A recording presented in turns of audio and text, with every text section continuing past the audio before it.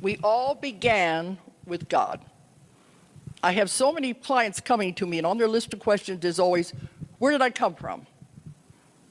But they always say, why am I here too? Well, where did I come from? And I tell them we all came from the same place.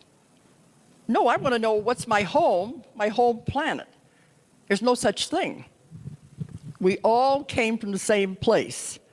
Other planets are just one of the schools that we sign on to learn at. But that's not home, not the real home. We all began at the same place. We all started with God, or what they call the source. Now, I've had many, many people go back to the source. They go back to when they were with God before they ever started on this long journey to become humans. Humans are kind of like the last part of the whole thing. This is the worst part, really. But we all began at the same place, and I've had people go back and experience it, and they always describe God the same way. First, you have to get over the idea that God is a man. He's not a man. If anything, he would be a woman. Because women are the creative power. But he's neither one. He's not male or female. There is no gender. And when people go back to be with God, they're just doing instead of going to past lives, this is what they do. They go back to the beginning. They always describe it the same way, that God is like a huge energy force. They describe it like a big bright light. Some of them say they are in the sun, but it's not hot. Other ones say the great central sun is what they call it. But it's a huge light. And when they're there, there's total love. They don't want to leave.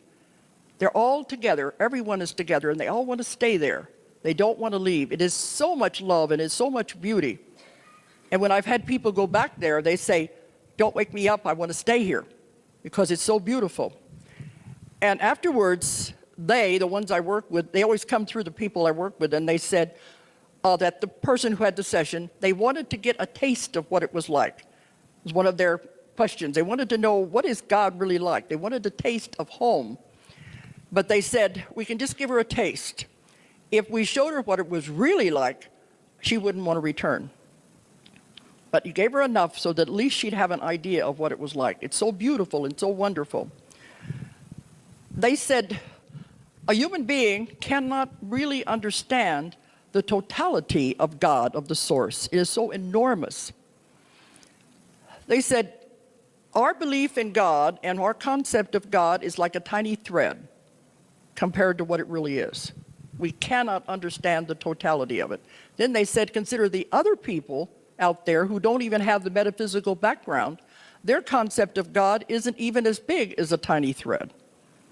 That's how hard it is to understand. But they said it's the glue that holds everything together.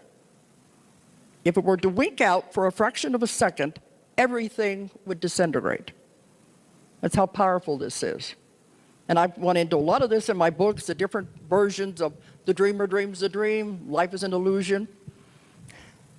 One concept I like to bring up that may shake you up a little. This building, this room, didn't even exist until you collectively decided to be here today. Is that a little hard to understand? This is the kind of concepts I'm getting.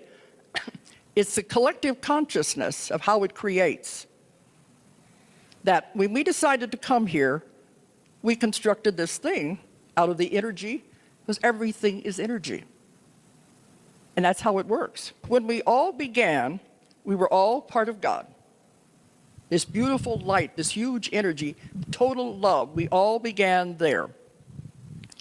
And God decided he wanted to learn, he wanted to know, he was curious. So what happened? He burst out in all directions. It's called, some of them call it the Big Bang Theory.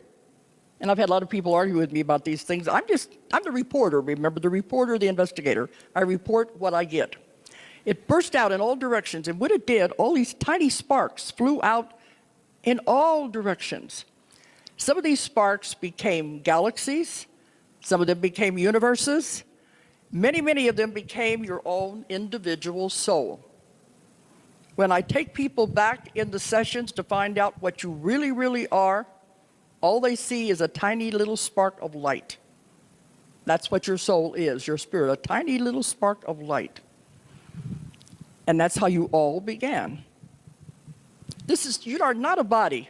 You have a body. This is just a suit of clothes, a costume you're wearing right now to play this part, this role in this stage play that you're involved in. Everything is an illusion. Nothing is real. I've had people go through the death experiences, and after they've died and they're on the spirit side, they look back at the life and they'll say, it was just a play. I can see all the actors on stage getting ready to come out and play their parts. I can see the actors in the wings getting ready to come on. And they said, but when I was there, it was so hard and so difficult. But now that I'm on the other side, it was like a blink of an eye. We get caught up in the illusion. So you are the producer, director, and actor in your own play. You're also the script writer. But the script is being written as it goes along. You know what that means? You can change the script anytime you want. You're the writer. You're the actor. You don't like the way the scene is going? Change it. This is how much power we have, and we don't realize it.